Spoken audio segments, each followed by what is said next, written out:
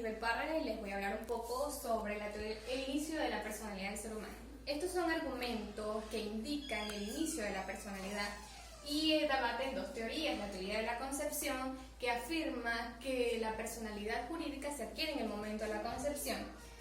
En el artículo número 16 del Código Civil venezolano nos dice que todo individuo de la especie humana es persona natural. La teoría del nacimiento sostiene que la adquisición de la personalidad comienza en el momento del nacimiento. Tenemos como ejemplo el artículo número 17 del Código Civil venezolano, que dice que el feto se tendrá como nacido cuando se trate de su bien y para que sea reputado como persona basta que haya nacido vivo.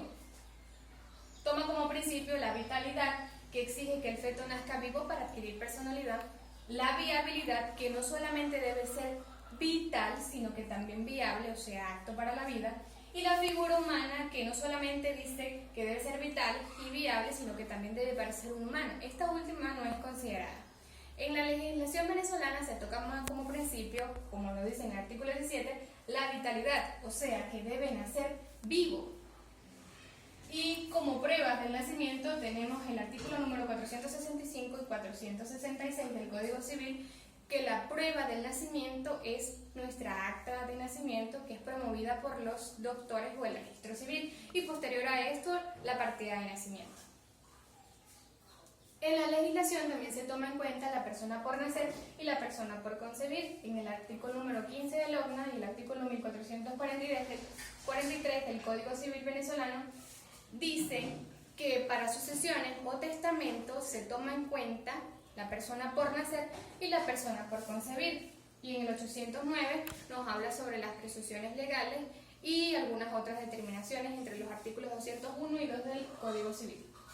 Para el cálculo de la concepción es muy importante en nuestra legislación porque indicamos o se puede determinar el momento en que sucede la concepción.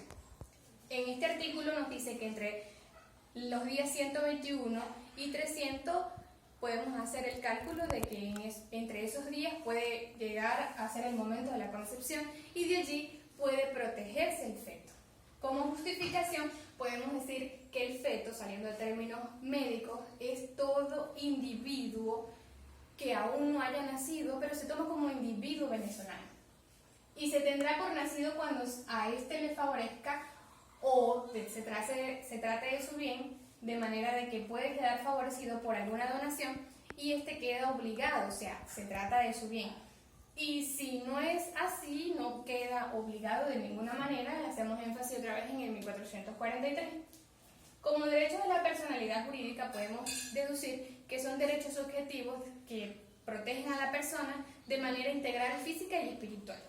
Como naturaleza jurídica podemos mencionar que son actitudes de titular de derecho y obligaciones y se puede clasificar entre los derechos individuales e identidad, que lo podemos ver en el artículo 56 de la Constitución, el artículo 16 y 17 del OCNA, que nos habla sobre el derecho a una identidad y un derecho a la nacionalidad.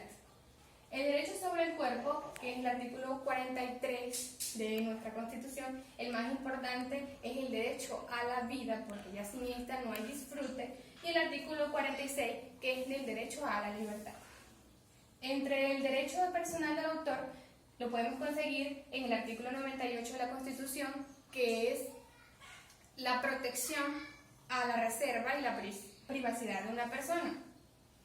Entre la identidad y la identificación se puede entender que identidad son aquellos rasgos que identifican a una persona y lo diferencian de los demás, y como identificación, que es la prueba tangible o materializada de esta identificación, y tienen estas características como el nombre, el apellido, la fecha de nacimiento, entre otros términos.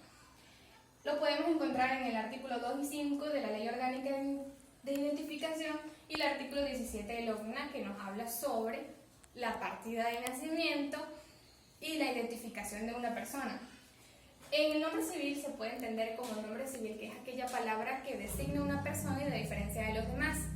Tiene como elemento el nombre de pila, que es el nombre que nos identifica, el apellido, que identifica a una familia, el agregado, que es el segundo nombre, o es la manera de diferenciarlo de otros que compartan el mismo nombre, y lo podemos ver en el artículo 56 de la Constitución y el artículo 16 del OCNA. El nombre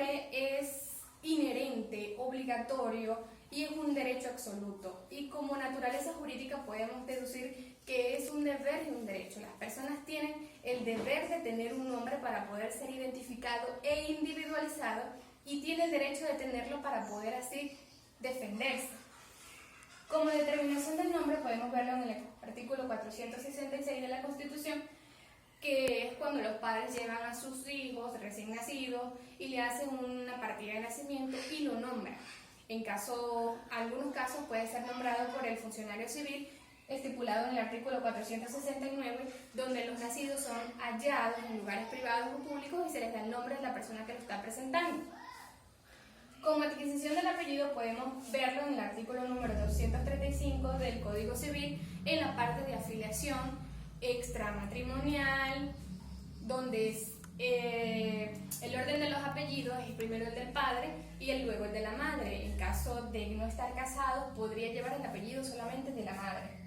Y en el artículo 137, que nos habla de aquella mujer casada que adquiere el apellido de su esposo, pero esto es un derecho.